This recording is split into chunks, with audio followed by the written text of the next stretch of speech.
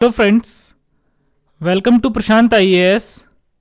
So friends, first of all I am sorry, मैं पिछले 4-5 दिनों से लेक्चर अपलोड नहीं कर पा रहा था क्योंकि मेरा लैपटॉप ख़राब हो गया था और मैंने हर प्रयास कर लिया था अपने लैपटॉप को सही करने का, परंतु लैपटॉप सही नहीं हो रहा था। सो फाइनली मैं अपने लैपटॉप को टेक्नीशियन के पास ले गया, परंतु टेक्नीशियन का कहना था कि सर मुझे कम से कम 5 से 6 दिन चाहिए आपके लैपटॉप को सही करने के लिए। पर फ्रेंड्स, मुझे आप लोगों की चिंता हो रही थी। मैं किसी भी कीमत पर आपके फ्यूचर के साथ कॉम्प्रोमाइज़ नहीं करना चाहता था, सो मैंने एक नया लैपटॉप खरीद लिया। और फ्रेंड्स, अब मेरे पास एक नया लैपटॉप है, सो अब मैं आप सभी को डेली लेक्चर प्रोवाइड करवा पाऊँगा। सो फ्रेंड्स, लास्ट क्लास में हमने article 19 clause 1 sub clause B यानी कि अनुच्छेद 19 खंड 1 उपखंड खा के बारे में डिस्कस किया था, और इस क्लास से हम आर्टिकल 19 क्लॉज 1 सब क्लॉज सी यानी कि अनुच्छेद 19 खंड 1 उपखंड गा के साथ अपने डिस्कशन को शुरू करेंगे। सो फ्रेंड्स, क्या कहता है आर्टिकल 19 क्लॉज 1 सब क्लॉज सी यानी कि अनुच्छेद 19 खंड 1 उपखंड गा। So it guarantees a fundamental right to form association of any kind, यानी कि यह मौलिक अधिकार किसी भी प्रकार का संगम या संघ बनाने की गारंटी देता है। So article 19 clause 1 sub clause C guarantees a fundamental right to form association of any kind, यानी कि यह मौलिक अधिकार किसी भी प्रकार का संगम या संघ बनाने की गारंटी देता है। सो फ्रेंड्स, अब ये एसोसिएशन या संघ का क्या मीनिंग है? सो इसका मीनिंग होता है एक रजिस्टर्ड ग्रुप, यानी कि एक पंजीकृत समूह। Okay, so article 19 clause 1 sub clause सी भारत के प्रत्येक नागरिक को यह स्वतंत्रता प्रदान करता है कि वो एक एसोसिएशन बना सके, यानी कि वो एक संघ बना सके। जैसे कि मान के चलिए, यदि आप एक शहर में रहते हैं और आप वहाँ पर एक व्यापारी हैं, यानी कि आप वहाँ पर एक ट्रेडर हैं। ओके, और आपके अलावा वहाँ पर 1000 व्यापारी और हैं। सो अब आपको और इन 1000 व्यापारियों को ये मौलिक अधिकार प्राप्त है कि आप सभी मिलकर एक संघ बना सकें, यानी कि आप सभी मिलकर एक एसोसिएशन बना सकें। अब इस एसोसिएशन बनाने का एम क्या है? सो मान के चलिए, यदि आपकी सरकार से कुछ डिमांड्स हैं, यदि आपकी सरकार से कुछ मांगे हैं, तो अब आप एक साथ मिलकर सरकार के साथ बार्गेन कर सकते हैं, यानी कि आप एक साथ मिलकर सरकार से बातचीत कर सकते हैं और सरकार पर दबाव बना सकते हैं कि सरकार आपकी मांगों को पूरा करे। अब friends, it includes right to form political association and trade union, यानी कि इसमें राजनीतिक संघ और श्रमिक संघ बनाने का अधिकार भी शामिल है। तो अब पॉलिटिकल एसोसिएशन या राजनीतिक संघ का क्या मतलब होता है? सो इसके लिए मैं आपको एक एग्जाम्पल देता हूँ। सो फ्रेंड्स, मान के चलिए कि आप किसी भी राजनीतिक दल यानी कि पॉलिटिकल पार्टी की विचारधारा से सहमत नहीं हैं। जैसे कि भारत में बहुत सारी पॉलिटिकल पार्टीज़ हैं, राजनीतिक दल हैं, और हर राजनीतिक दल की अपनी एक अलग विचारधारा है। अब मान के चलिए कि आप किसी भी राजनीतिक दल की विचारधारा से सहमत नहीं हैं, ना आप हिंदुत्व की विचारधारा में विश्वास रखते हैं, ना आप कम्युनिस्ट विचारधारा में विश्वास रखते हैं, और आप किसी भी विचारधारा में विश्वास नहीं रखते। आपकी एक अपनी अलग ही विचारधारा है। सो अब आपको ये मौलिक अधिकार प्राप्त है कि आप अपना खुद का एक अलग से राजनीतिक दल बना सकें, एक अलग पॉलिटिकल पार्टी बना सकें, और आप भी चुनाव लड़ सकें और आप भी सरकार बना सकें। ओके, यानी कि आपको एक राजनीतिक दल बनाने का अधिकार भी प्राप्त है। सो राजनीतिक दल क्या है? राजनीतिक दल भी एक टाइप का राजनीतिक संघ है, यानी कि पॉलिटिकल एसोसिएशन है। अब फ्रेंड्स, इसमें ट्रेड यूनियन या श्रमिक संघ बनाने का अधिकार भी शामिल है। सो ट्रेड यूनियन या श्रमिक संघ क्या होता है, या फिर इसे हम मजदूर संघ भी कह सकते हैं। सो फ्रेंड्स, इसके लिए भी मैं आपको एक एग्जांपल देता हूँ। सो मान के चलिए कि एक फैक्ट्री है और उस फैक्ट्री में 500 मजदूर काम करते हैं। अब इन 500 के 500 मजदूरों को ये मौलिक अधिकार प्राप्त है कि ये सब लोग एक साथ मिलकर एक संघ बना सकें, यानी कि ये सभी एक साथ मिलकर एक ट्रेड यूनियन बना सकें। अब ये लोग ट्रेड यूनियन बना के क्या करेंगे? सो मान के चलिए यदि जो फैक्ट्री का मालिक है वो उनको उचित वेतन नहीं दे रहा हो, यानी कि जितनी सैलरी उन्हें देनी चाहिए, जितने वेजेस देने चाहिए उतने वेजेस नहीं दे रहा हो, तो अब ये सभी के सभी श्रमिक, ये सभी के सभी मजदूर एक संघ बना करके एक साथ मिलकर फैक्ट्री के मालिक से बात कर सकते हैं और उस पर दबाव बना सकते हैं कि वो इनकी वेतन को बढ़ा दे, इनके वेजेस को बढ़ा दे। ओके, अब friends, right to form cooperative societies was added by 97th amendment act 2011, यानी कि सहकारी समितियों को बनाने का अधिकार 97th संशोधन अधिनियम 2011 द्वारा जोड़ा गया था। सो इस बात का क्या मतलब है? सो फ्रेंड्स, इस बात का ये मतलब है कि कोऑपरेटिव सोसाइटीज़ या सहकारी समितियों को बनाने का जो अधिकार था वो शुरुआत से मौलिक अधिकार नहीं था, परंतु देश की संसद ने 2011 में जब संविधान में संशोधन किया तब हमें सहकारी समितियों को बनाने का अधिकार मौलिक अधिकार के रूप में प्राप्त हो गया।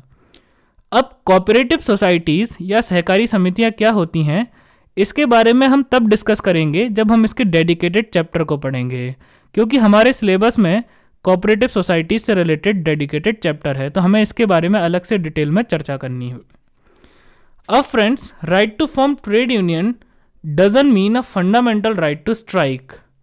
Therefore, right to strike may be a legal right but not a fundamental right. यानी कि श्रमिक संघ बनाने का अधिकार का मतलब हड़ताल करने का मौलिक अधिकार नहीं है। इसलिए हड़ताल करने का अधिकार कानूनी अधिकार हो सकता है लेकिन मौलिक अधिकार नहीं। अब इस बात का क्या मतलब है? सो इस बात को मैं आपको एक एग्जांपल देके समझाता हूँ। सो मान के चलिए कि एक फैक्ट्री है और उस फैक्ट्री में 500 मजदूर काम करते हैं।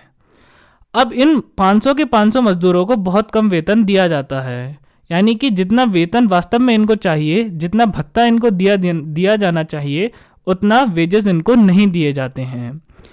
और इन श्रमिकों की डिमांड है, इन श्रमिकों की मांग है कि इनके वेजेस को, यानी कि इनके वेतन भत्ते को बढ़ा दिया जाए।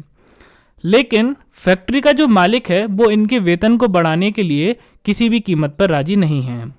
तो अब मान लीजिए कि ये सभी के सभी 500 मजदूरों ने ये डिसाइड किया मिलके कि अब हम सब लोग स्ट्राइक पे जाएंगे, यानी कि अब हम सब लोग हड़ताल करेंगे। अब इनको यदि हड़ताल करनी है तो इनको परमिशन लेनी होगी पुलिस से या डिस्ट्रिक्ट कलेक्टर से। तो मान के चलिए सभी मजदूर पुलिस के पास जाते हैं और वो पुलिस से कहते हैं कि हमको हड़ताल करनी है, परंतु पुलिस उन्हें किन्हीं कारणों से मना कर देती है कि आपको अभी हड़ताल करने की अनुमति नहीं है। सो फ्रेंड्स, यदि पुलिस इनको मना भी कर देती है कि आपको हड़ताल करने की अनुमति नहीं है, तो भी ये लोग पुलिस के खिलाफ सुप्रीम कोर्ट में केस दायर नहीं कर सकते। क्यों नहीं कर सकते? क्योंकि हड़ताल करने का अधिकार मौलिक अधिकार नहीं है। श्रमिक संघ बनाने का अधिकार मौलिक अधिकार है, यानी कि ट्रेड यूनियन बनाने का राइट फंडामेंटल राइट है, लेकिन हड़ताल करने का अधिकार यानी कि स्ट्राइक करने का अधिकार फंडामेंटल राइट नहीं है। तो यदि पुलिस इनको मना भी कर देती है तो भी सुप्रीम कोर्ट में जाकर उनके खिलाफ केस दायर नहीं कर सकते। ओके, सो यदि इनको केस दायर करना है तो ये सबऑर्डिनेट कोर्ट में जाकर केस दायर कर सकते हैं, लेकिन सर्वोच्च न्यायालय में जाकर केस फाइल नहीं कर सकते। क्यों? क्योंकि हड़ताल करने का अधिकार मौलिक अधिकार नहीं है, वो एक साधारण कानूनी अधिकार हो सकता है। हड़ताल करने का अधिकार यानी कि राइट टू स्ट्राइक एक साधारण कानूनी अधिकार यानी कि ऑर्डिनरी लीगल राइट हो सकता है, लेकिन वो मौलिक अधिकार नहीं है। सो फ्रेंड्स, अब हम आगे बढ़ते हैं। Friends, supreme court declared that बंद इज इलीगल, यानी कि उच्चतम न्यायालय या सर्वोच्च न्यायालय ने कहा है कि बंद अवैध है।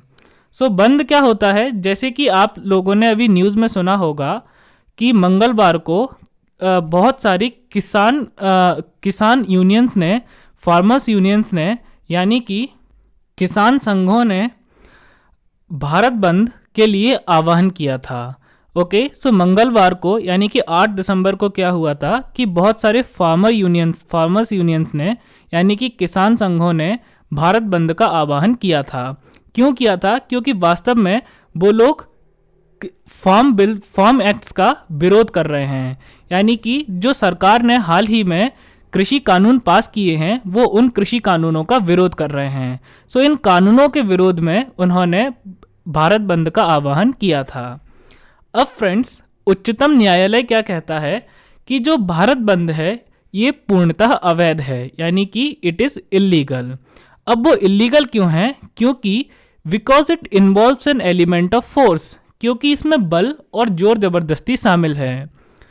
सो क्या मतलब है इस बात का? सो फ्रेंड्स, मान के चलिए कि यदि किसी ने भारत बंद का आह्वान दिया, अब बहुत सारे ऐसे, अब भारत बंद में क्या होगा कि सारी दुकानें बंद करवा दी जाएंगी, अस्पताल बंद करवा दिए जाएंगे, हर एक चीज बंद करवा दी जाएगी, स्कूल कॉलेजेस सब कुछ बंद करवा दिया जाएगा। अब मान के चलिए कुछ ऐसे दुकानदार हैं जो इस भारत बंद का समर्थन नहीं करते हैं, सो वो अपनी दुकान बंद करने से मना कर देंगे।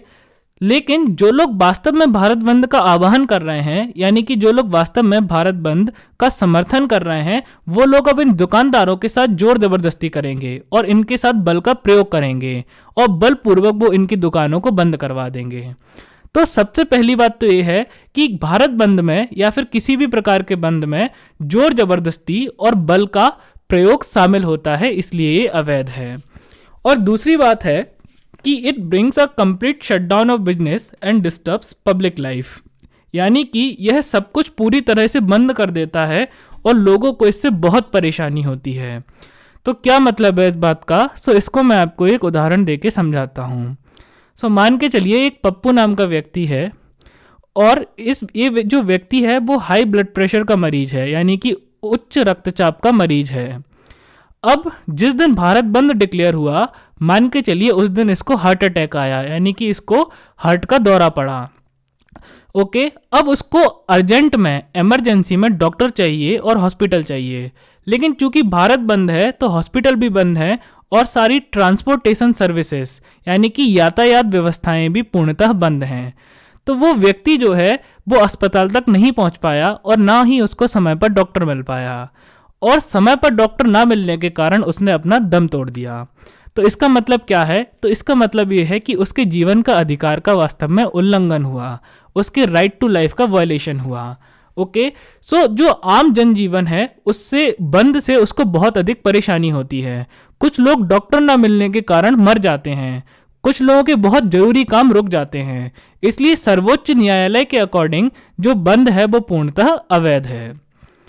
अब फ्रेंड्स, आर्टिकल 33 क्या कहता है कि parliament has the power to put restrictions on any fundamental right including right to form association available to security forces in the interest of nation, यानी कि संसद को राष्ट्र के हित में सुरक्षा बलों के लिए संघ बनाने के अधिकार सहित किसी भी मौलिक अधिकार पर प्रतिबंध लगाने की शक्ति प्राप्त है। सो क्या मतलब है इस बात का? सो इस बात का यह मतलब है कि देश की संसद को अनुच्छेद 33 से शक्ति प्रदान करता है कि देश की संसद कानून बनाए और कानून बनाकर वो सुरक्षा बलों को दिए हुए किसी भी मौलिक अधिकार पर कोई भी प्रतिबंध लगा सके। यानी कि देश की संसद को यह अधिकार प्राप्त है कि वो कानून बनाकर सुरक्षा बलों यानी कि सिक्योरिटी फोर्सेस के सदस्यों को दिए गए किसी भी मौलिक अधिकार पर प्रतिबंध लगा सकते हैं, और जिसमें कि संघ बनाने का अधिकार यानी कि राइट टू फॉर्म एसोसिएशन भी शामिल है। अब friends, parliament passed many laws denying right to form political association to security forces, यानी कि संसद ने कई कानून पारित किए और सुरक्षा बलों को राजनीतिक संघ बनाने के अधिकार से वंचित कर दिया। ओके, सो देश की संसद ने अनुच्छेद 33 का इस्तेमाल करते हुए बहुत सारे कानून पारित किए और संसद ने क्या किया कि सुरक्षा बलों से राजनीतिक संघ बनाने के अधिकार को छीन लिया। यानी कि भारत में जो सुरक्षा बल हैं जैसे कि आर्मी है, आईटीबीपी है, बीएसएफ है, इन लोगों को राजनीतिक संघ बनाने का अधिकार प्राप्त नहीं है। और ऐसा क्यों नहीं है? सो डेफिनेटली फ्रेंड्स, इन लोगों के पास आर्म्स हैं जैसे कि AK-47 है, बंदूकें हैं, मिसाइल्स हैं, रॉकेट लॉन्चर्स हैं, यानी कि जो आर्म्स एंड एमुनेशंस हैं वो इन लोगों के हाथ में हैं। तो यदि इनको राजनीतिक संघ बनाने का अधिकार दिया गया तो ये वास्तव में देश की सुरक्षा और अखंडता के लिए खतरा साबित हो सकता है, यानी कि ये इंडिया की सिक्योरिटी और सोवरेनिटी के लिए एक खतरा साबित हो सकता है। अब फ्रेंड्स, सुप्रीम कोर्ट का कहना है कि civil servants associated with the security forces do not enjoy right to form political association, यानी कि सुरक्षा बलों के साथ जुड़े सिविल सेवकों को भी राजनीतिक संघ बनाने का अधिकार नहीं है। क्यों? क्योंकि जो सिविल सेवक यानी कि सिविल सर्वेंट्स सुरक्षा बलों के साथ जुड़े होते हैं उनका सुरक्षा बलों पर बहुत गहरा प्रभाव होता है। तो यदि इन लोगों को भी राजनीतिक संघ बनाने का अधिकार दिया गया तो ये भी देश की सुरक्षा के लिए एक खतरा हो सकता है। अब फ्रेंड्स आगे बढ़ते हैं। सो फिर आता है article 19 clause 1 sub clause D, यानी कि अनुच्छेद 19 खंड 1 उपखंड घ। सो क्या कहता है article 19 clause 1 sub clause D? So it guarantees right to move freely throughout India, यानी कि यह पूरे भारत में स्वतंत्र रूप से घूमने का अधिकार प्रदान करता है। सो क्या मतलब है इस बात का? सो मान के चलिए आप तमिलनाडु के रहने वाले हैं तो भी आपको यह अधिकार प्राप्त है कि आप बिहार, मध्य प्रदेश, उत्तर प्रदेश, तेलंगाना, आप देश के किसी भी राज्य में किसी भी स्थान पर स्वतंत्र रूप से घूम सकें। ऐसा करने से ना ही तो आपको देश का कोई भी नागरिक, देश का कोई भी इंसान या देश की सरकार भी ऐसा करने से आपको नहीं रोक सकती। अब फ्रेंड्स, जो स्वतंत्र रूप से घूमने का अधिकार है यानी कि right to move freely throughout India है, उस पर बहुत सारे रेस्ट्रिक्शंस भी हैं, यानी कि उस पर बहुत सारे प्रतिबंध भी हैं। और इसके प्रतिबंध के क्या आधार हैं? तो इसके जो ग्राउंड्स ऑफ रेस्ट्रिक्शंस हैं वो है security, public order, interest of STs and etcetera, यानी कि सुरक्षा, सार्वजनिक कानून एवं व्यवस्था, अनुसूचित जातियों का हित आदि। सो क्या मतलब है इन सब का? सो मैं आपको एक एक करके एग्जाम्पल देके इनको अच्छे से समझाता हूँ। सो फ्रेंड्स, सबसे पहले you are not allowed to go inside Chandipuram complex in Orissa. Why? Because it is a rocket launching station, यानी कि उड़ीसा में चांदीपुरम कॉम्प्लेक्स में जाने की आपको इजाज़त नहीं है। क्यों? क्योंकि वो एक रॉकेट लॉन्चिंग स्टेशन है। तो यदि आपको वहाँ जाने की इजाज़त दी गई तो ये देश की सुरक्षा के लिए एक खतरा हो सकता है। इसलिए देश की सुरक्षा के आधार पर आपको उड़ीसा के चांदीपुरम कॉम्प्लेक्स में जाने से रोका जा सकता है। उसके अलावा फ्रेंड्स, अब मैं आपको एक बहुत ही इंटरेस्टिंग सी बात बताता हूँ। तो अंडमान द्वीप जो है, यानी कि जो अंडमान आइलैंड है, उसमें जो टूरिस्ट लोग जाते थे, अब अंडमान में क्या है, अंडमान में एक बहुत ही फेमस ट्राइब का निवास है, यानी कि एक बहुत ही फेमस जनजाति का निवास है जिसका नाम है जारावास जनजाति, यानी कि जारावास ट्राइब। अब ये जो जारवा जनजाति है यानी कि जारावा ट्राइब है, इसका निवास अंडमान द्वीप में है।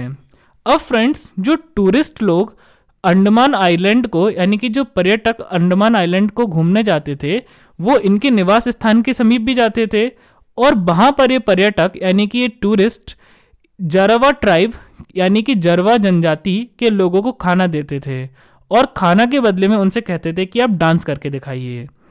अब फ्रेंड्स, चूंकि ये जनजाति अपने प्राचीन जीवन पद्धति को अभी भी बनाए हुए है, इसलिए इनकी वेशभूषा भी उसी प्रकार की है, इनका जो अटायर है ये भी उसी टाइप का है।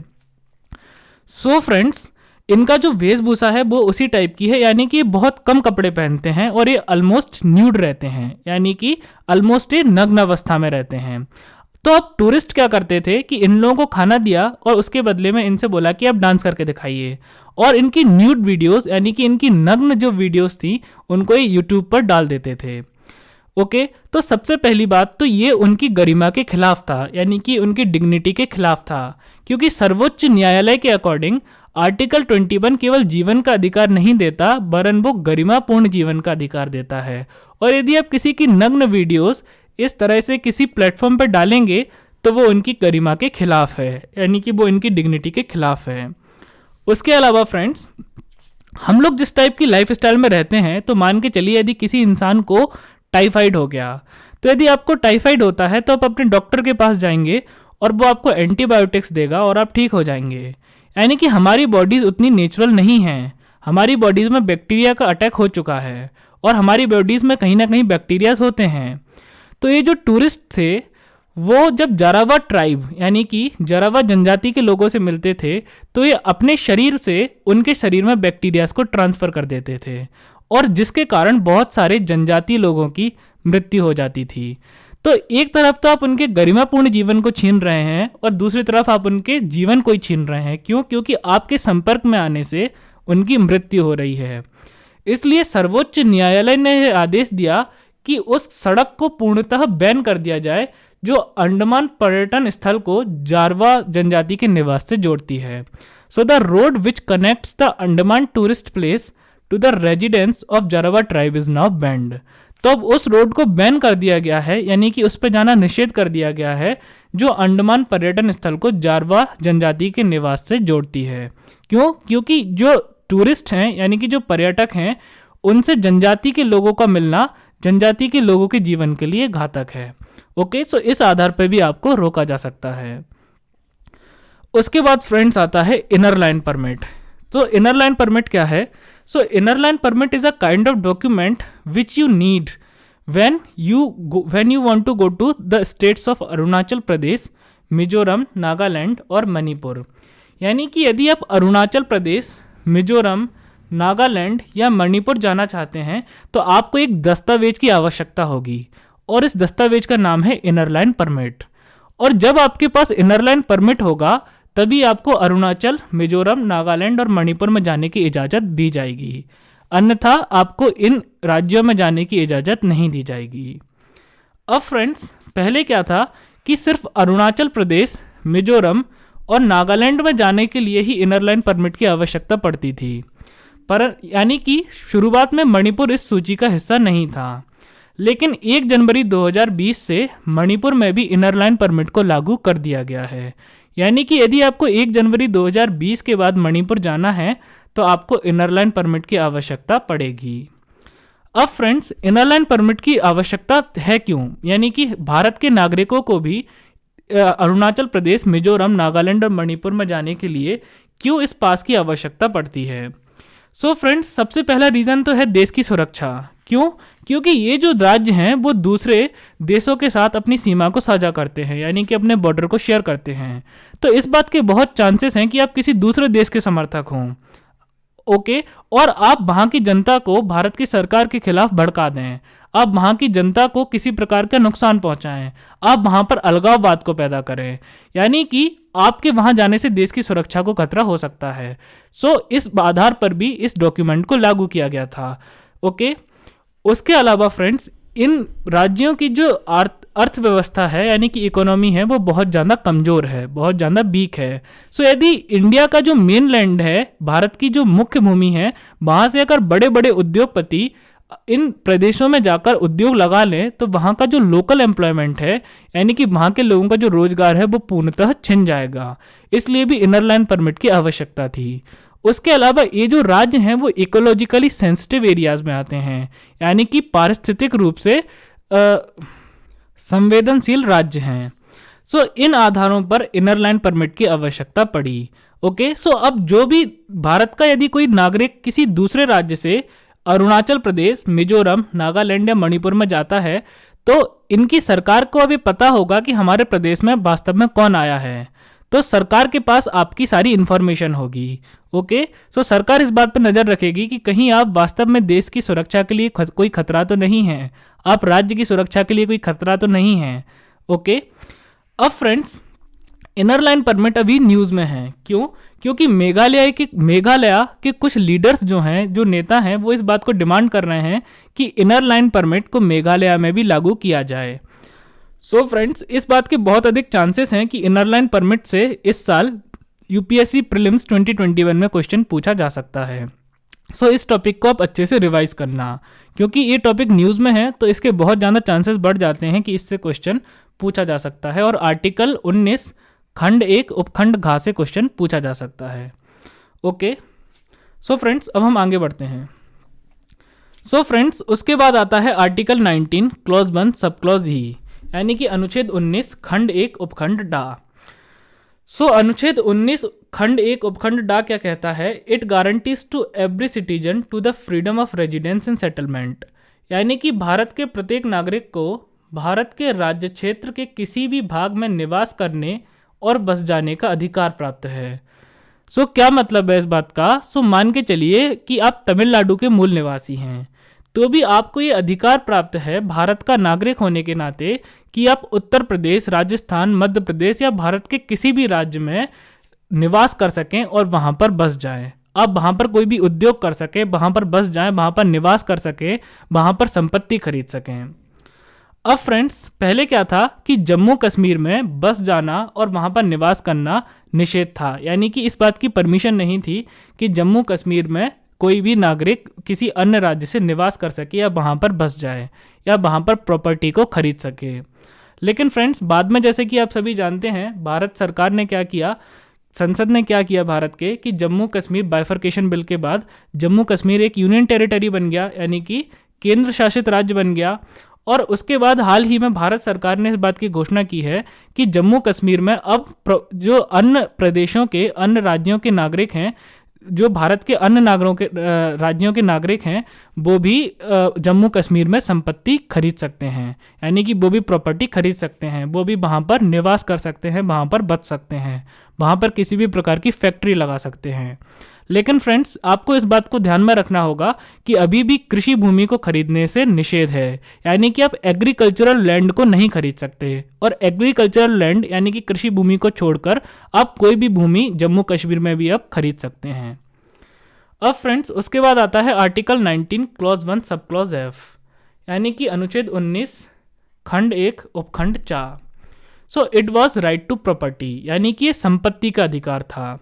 And 44th amendment act 1978, so in 44th amendment act 1978 parliament removed it from the list of fundamental rights, यानी कि संसद ने 44वें संविधान संशोधन 1978 के द्वारा संपत्ति के अधिकार को मौलिक अधिकारों की सूची से हटा दिया था। सो अब जो संपत्ति का अधिकार है वो एक मौलिक अधिकार नहीं है। सो अब इसका करंट स्टेटस क्या है, यानी कि इसकी वर्तमान स्थिति क्या है। So now it is a constitutional right under article 300 capital A, यानी कि अब यह अनुच्छेद 300 का में दिया गया है और अब ये एक संवैधानिक अधिकार है। सो संपत्ति का अधिकार यानी कि राइट टू प्रॉपर्टी अब एक मौलिक अधिकार नहीं है। संपत्ति का अधिकार अब क्या है, संपत्ति का अधिकार अब एक संवैधानिक अधिकार है जो कि अनुच्छेद 300 का में दिया हुआ है।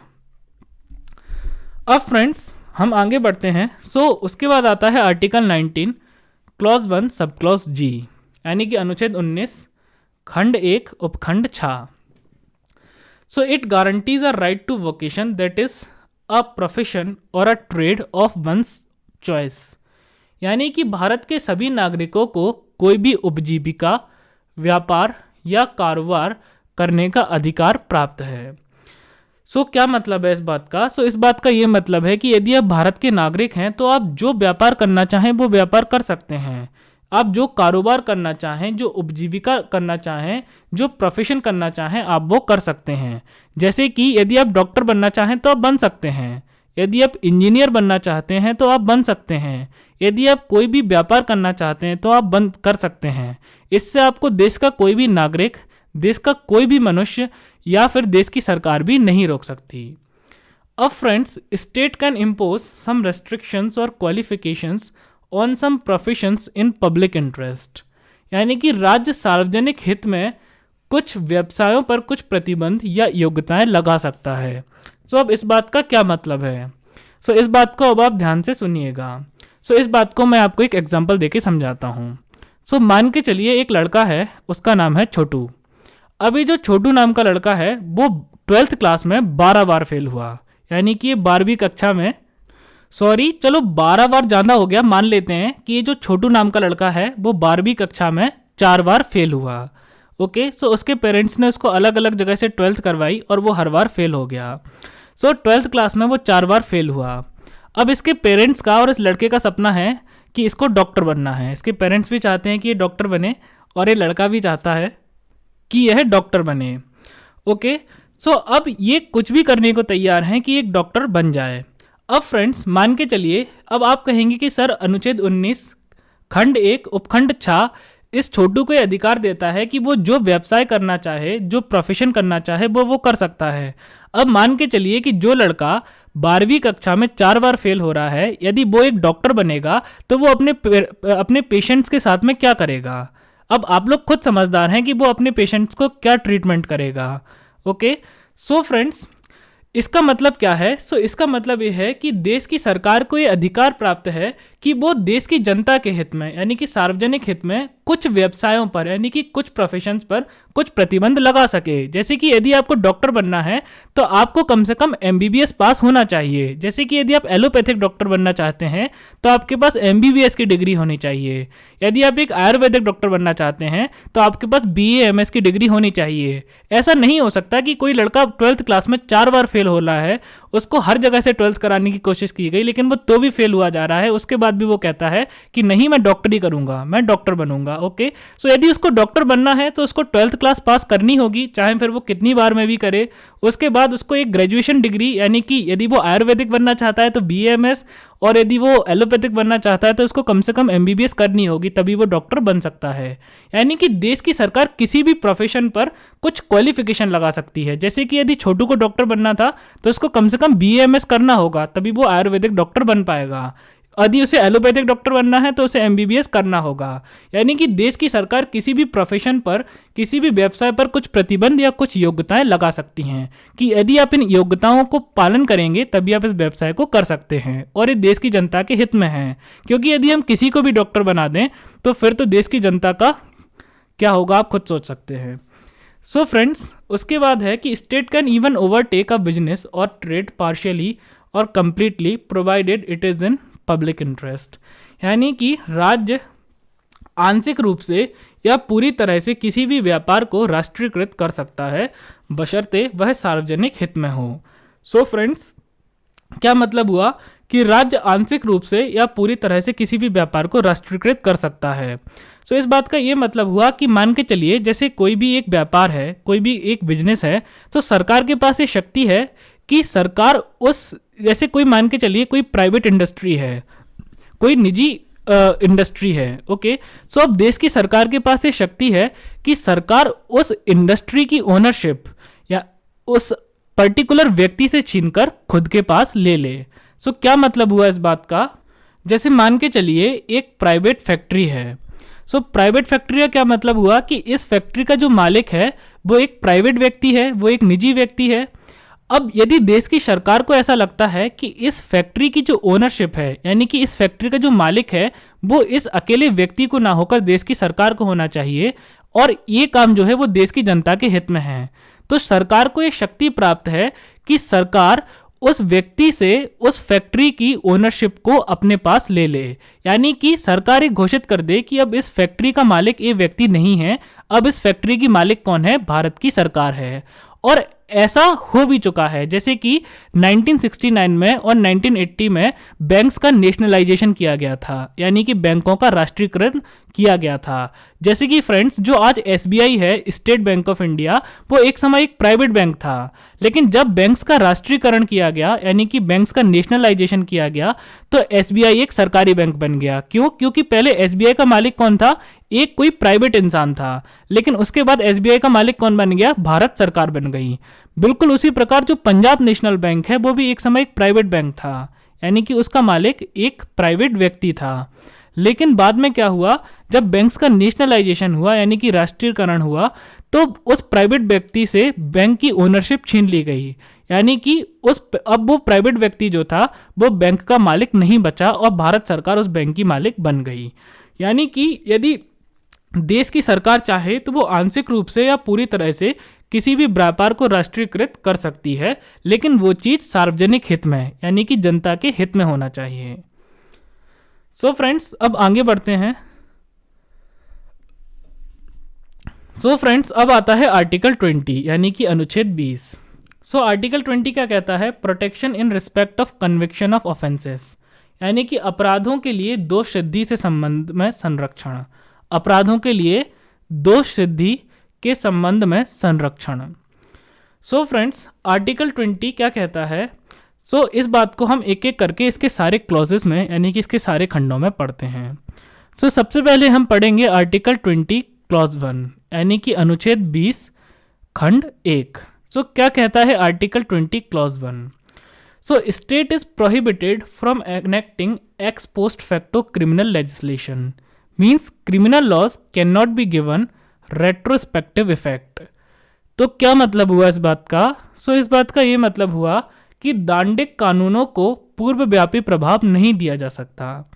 ओके, सो जितने भी डांडिक कानून हैं उनको पूर्वव्यापी प्रभाव नहीं दिया जा सकता। अब फ्रेंड्स, ये जो डेफिनेशन है बहुत ज़्यादा टेक्निकल है, इसलिए इस डेफिनेशन को समझाने के लिए मैं आपको एक उदाहरण देता हूँ। सो मान के चलिए फ्रेंड्स कि एक पप्पू नाम का लड़का है। अब 2010 में पप्पू ने क्या किया कि उसने एक सुनार की दुकान से, एक ज्वेलरी शॉप से 20 लाख रुपए के जेवरात चुरा लिए। अब मान के चलिए कि 2010 में जेवर चुराना कोई अपराध नहीं था। एक्चुअल में जेवर चुराना बहुत बड़ा अपराध है, सोने की चोरी करना बहुत बड़ा अपराध है, लेकिन मैं बस आपको एक एग्जांपल दे रहा हूं ताकि आप इसको समझ सकें। ओके, सो मान लीजिए बस कि 2010 में सोने की चोरी करना या जेवर चुराना कोई अपराध नहीं था, और 2010 में इस पप्पू नाम के लड़के ने क्या किया कि 20 लाख रुपए के जेवर चुरा लिए। अब जो सुनार था या जौहरी था वो कोर्ट में गया और उसने इस पप्पू के खिलाफ केस दायर किया, लेकिन कोर्ट ने क्या कहा कि कानून के अकॉर्डिंग जो जेवर चुराना है वो कोई अपराध है ही नहीं, इसलिए पप्पू को बाइज्जत बरी किया जाता है।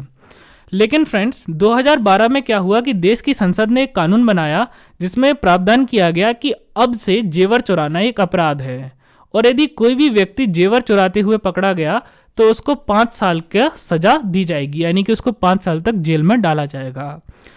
अब ये जो जौहरी था उसने ये खबर सुनी और वो पहुंचा वापस से कोर्ट, और उसने क्या किया, उसने फिर से मुकदमा दायर किया और उसने कहा कि सर अब तो जो है जेवर चुराना अपराध बन चुका है, तो अब आप इसको सजा दीजिए। लेकिन फ्रेंड्स अदालत अभी भी पप्पू को कोई सजा नहीं देगी। क्यों नहीं देगी? क्योंकि जो जेवर चुराना है वो अपराध कब घोषित किया गया, उसके लिए कानून कब बना, 2012 में, लेकिन पप्पू ने कब जेवर चुराए थे, 2010 में। सो मान के चलिए 30 जनवरी 2012 को देश की संसद ने यह कानून लागू कर दिया।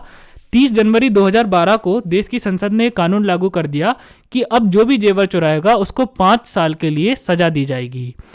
लेकिन फ्रेंड्स जिन जिन लोगों ने 30 जनवरी 2012 से पहले जेवर चुराए होंगे उनको इस कानून के तहत सजा नहीं दी जा सकती। जैसे कि पप्पू ने 2010 में जेवर चुराए थे तो पप्पू को इस कानून के तहत सजा नहीं दी जा सकती। ओके, सो जिन जिन लोगों ने 30 जनवरी 2012 के पहले जेवर चुराए थे उनको सजा नहीं दी जा सकती, लेकिन जो जो लोग 30 जनवरी 2012 या उसके बाद जेवर चुराएंगे उनको इस कानून के तहत सजा दी जा सकती है।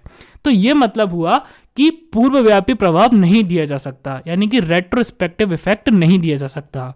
सो ये मतलब है रेट्रोस्पेक्टिव इफेक्ट या फिर पूर्वव्यापी प्रभाव का। यानी कि यदि कोई कानून 30 जनवरी 2012 को लागू किया गया है तो जो भी अपराध 30 जनवरी 2012 के पहले किए गए हैं उन सभी अपराधों के लिए इस कानून के तहत सजा नहीं दी जा सकती। जैसे कि यदि पप्पू ने 2010 में जेवर चुराए थे तो उसको 2012 के कानून के तहत सजा नहीं दी जा सकती। क्यों? क्योंकि 2010 में वो अपराध था ही नहीं। अब फ्रेंड्स यहां पर ध्यान देने वाली बात यह है कि जो भी डांडिक कानून है यानी कि क्रिमिनल लॉज हैं, सिर्फ उनको रेट्रोस्पेक्टिव इफेक्ट नहीं दिया जा सकता, यानी कि पूर्वव्यापी प्रभाव नहीं दिया जा सकता। लेकिन जो सिविल लॉज हैं यानी कि जो सिविल कानून है उनके लिए ऐसा कोई भी रोक नहीं है। अब फ्रेंड्स इसका एक और मतलब भी है जो कि मैं आपको समझाता हूं। अब मान के चलिए कि 30 जनवरी 2012 को देश की संसद ने कानून बना दिया कि 5 साल की सजा होगी यदि कोई जेवर चुराता है। अब पप्पू ने क्या किया कि 28 फरवरी 2012 यानी कि एक महीने बाद 28 फरवरी 2012 को एक और दुकान से जेवर चुराए और पप्पू फिर से पकड़ा गया। अब चूंकि इस बार एक अपराध था तो पुलिस ने पप्पू को पकड़ा और पप्पू को अदालत ने 5 साल की सजा सुना दी।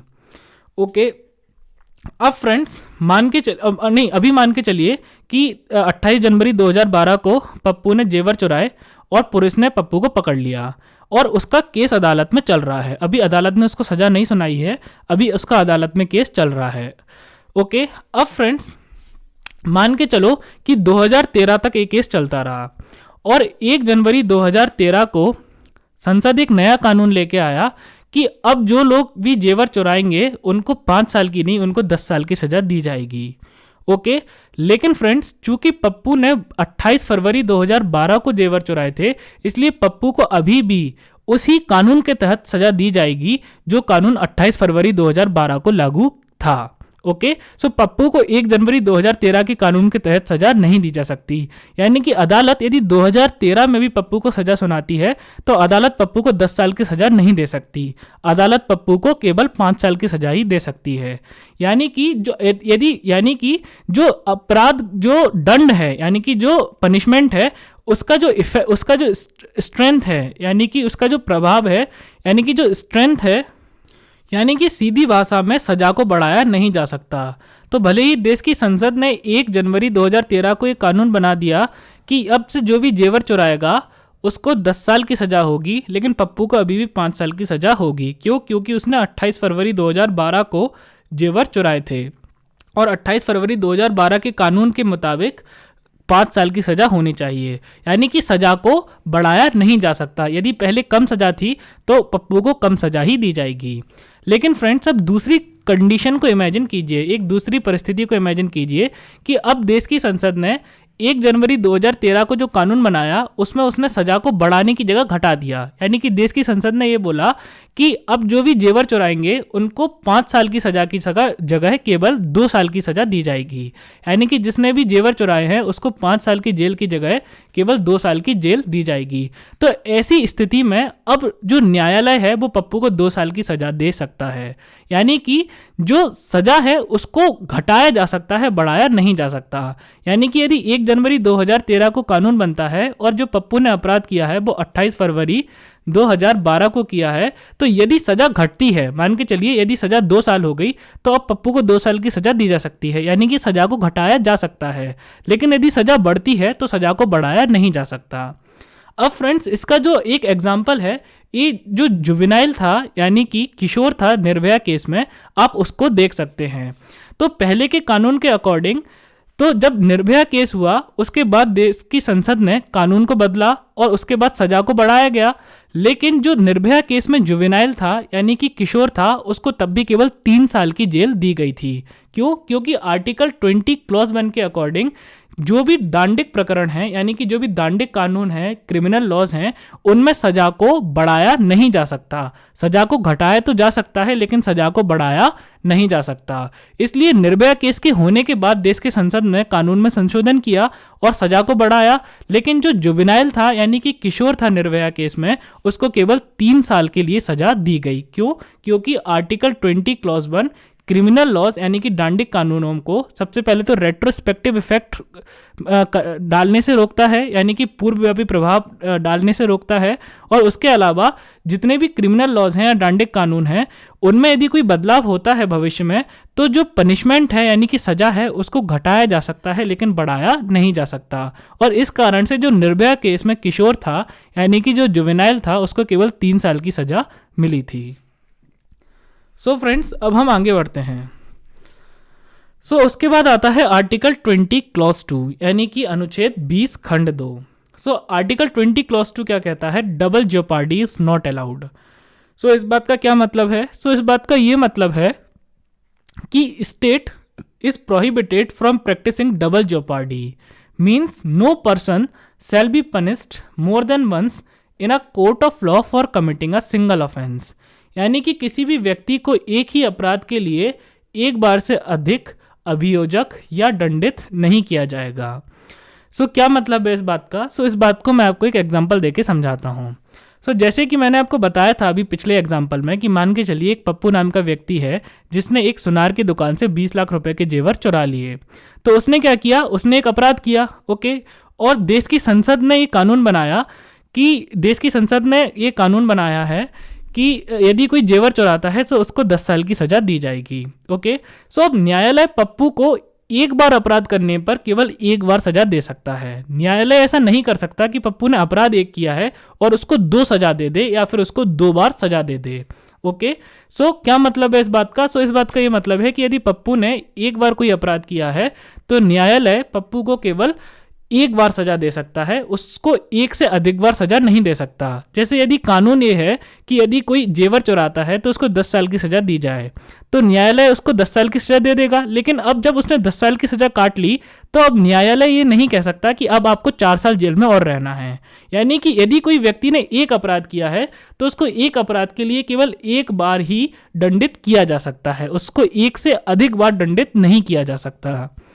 अब फ्रेंड्स, जैसे कि जो सिविल सर्वेंट्स होते हैं यानी कि सिविल सेवक होते हैं, यदि उन पर कोई करप्शन के चार्जेस हों या मान के चलिए कोई सिविल सेवक ने कोई क्राइम कर दिया, कोई अपराध कर दिया, तो सबसे पहले तो उनका डिपार्टमेंट उनको निकाल देगा, उसके बाद जो अदालत है वो उनको सजा देगी। तो अब कुछ लोग यहाँ पर ये कह सकते हैं कि ये आर्टिकल 20(2) का उल्लंघन है। क्यों? क्योंकि उसको 2 बार सजा मिल गई। क्यों? क्योंकि एक बार डिपार्टमेंट ने उसको निकाला, उसके विभाग ने उसको निकाला, और दूसरी बार अदालत ने उसको सजा दी। सो फ्रेंड्स, ये अनुच्छेद खंड 2 का उल्लंघन बिल्कुल भी नहीं है, क्योंकि जो डिपार्टमेंट है या विभाग है वो अदालत नहीं है। और आर्टिकल 20(2) अदालत के लिए ये कहता है कि अदालत किसी भी व्यक्ति को एक अपराध के लिए 2 बार सजा नहीं दे सकती, एक अपराध के लिए सिर्फ एक बार सजा दी जाएगी। और जो डिपार्टमेंट है या विभाग है वो अदालत नहीं है, इसलिए ये जो चीज़ है वो आर्टिकल 20(2) का उल्लंघन नहीं कहलाएगी। अब फ्रेंड्स, अब हम बढ़ते हैं आगे। सो उसके बाद आता है आर्टिकल 20(3) यानी कि अनुच्छेद 20 खंड 3। So article 20(3) says that no person accused of any offense shall be compelled to be a witness against himself। यानी कि किसी अपराध के लिए अभियुक्त किसी व्यक्ति को स्वयं अपने विरुद्ध साक्षी होने के लिए बाध्य नहीं किया जाएगा।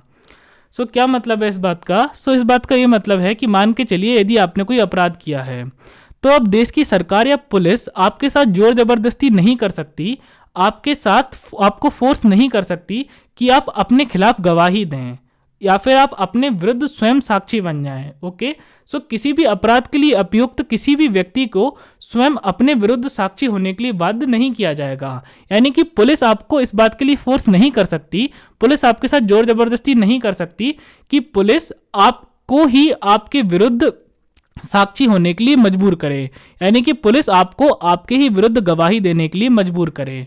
ओके, यानी कि आपको अपने स्वयं के विरुद्ध साक्षी होने के लिए बाध्य नहीं किया जा सकता। यानी कि पुलिस आपको जोर जबरदस्ती नहीं कर सकती कि आप अपने स्वयं के खिलाफ गवाही दें या फिर अपने स्वयं के खिलाफ ऐसा कुछ भी बोलें जिसको पुलिस न्यायालय में एक एविडेंस के तौर पे यानी कि एक साक्ष्य के तौर पे प्रस्तुत कर सके। ओके, यानी कि पुलिस आपसे ऐसी कोई भी गवाही नहीं दिलवा सकती है, पुलिस आपसे कोई भी ऐसी गवाही जोर जबरदस्ती से नहीं दिलवा सकती है जिसे वो आपके खिलाफ एक सबूत के तौर पे न्यायालय में पेश करें। अब फ्रेंड्स, रेहान मर्डर केस में यानी कि रेहान हत्या मामले में क्या हुआ था कि पुलिस ने कंडक्टर को स्वयं के खिलाफ गवाही देने के लिए मजबूर किया था। ओके, सो ये आर्टिकल 20(3) का उल्लंघन था, यानी कि अनुच्छेद 20 खंड 3 का उल्लंघन था। क्यों? क्योंकि पुलिस अनुच्छेद 20 खंड 3 के तहत किसी भी मनुष्य को जिस पर कोई भी इल्जाम लगा है, जो कि किसी भी केस में अभियुक्त है, उसको इस बात के लिए जोर जबरदस्ती नहीं कर सकती कि वो स्वयं के खिलाफ गवाही दे।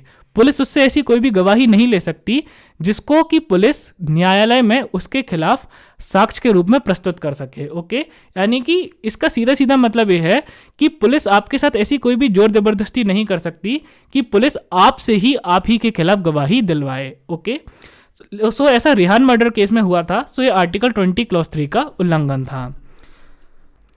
Now friends, it is not an absolute right, यानी कि यह अधिकार संपूर्ण नहीं है। सो क्या मतलब है इस बात का? इस बात का ये मतलब है कि इस अधिकार के बहुत सारे एक्सेप्शंस हैं। जैसे कि मैं आपको समझाता हूँ कि जो बहुत ही फेमस स्टाम्प केस था यानी कि स्टाम्प घोटाला था, उसमें क्या किया गया था कि Abdul Karim Telgi was subjected to narco test, यानी कि अब्दुल करीम तेलगी को नार्को टेस्ट कराया गया था। क्या मतलब है इस बात का? नार्को टेस्ट में क्या होता है कि आपको एक ट्रुथ सीरम दिया जाता है, और जब आपको एक ट्रुथ सीरम दे दिया गया तो उसके बाद आप जो भी बोलते हैं आप सिर्फ सच बोलते हैं, आप झूठ नहीं बोल सकते, आपका माइंड आपके कंट्रोल में नहीं रहता।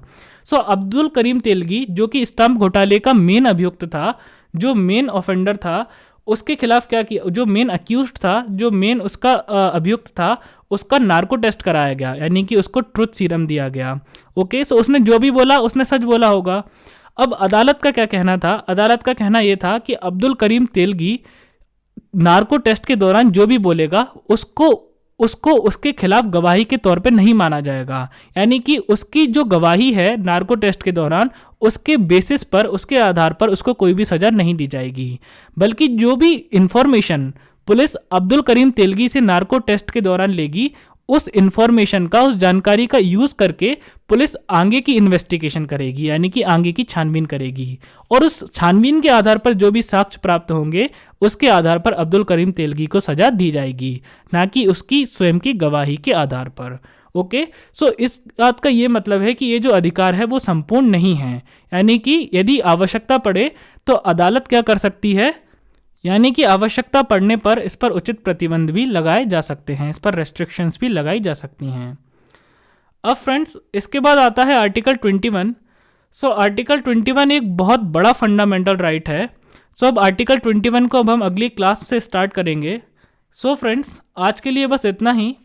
मैं आशा करता हूँ कि आप सभी लोगों को लेक्चर पसंद आया होगा, और यदि आप सभी को लेक्चर पसंद आया हो तो आप वीडियो को लाइक करें, कमेंट करें, चैनल को सब्सक्राइब करें, बेल नोटिफिकेशन को प्रेस करें, और इस चैनल के बारे में उन सभी लोगों को बताएं जो IAS या फिर किसी भी स्टेट PSC की तैयारी कर रहे हों।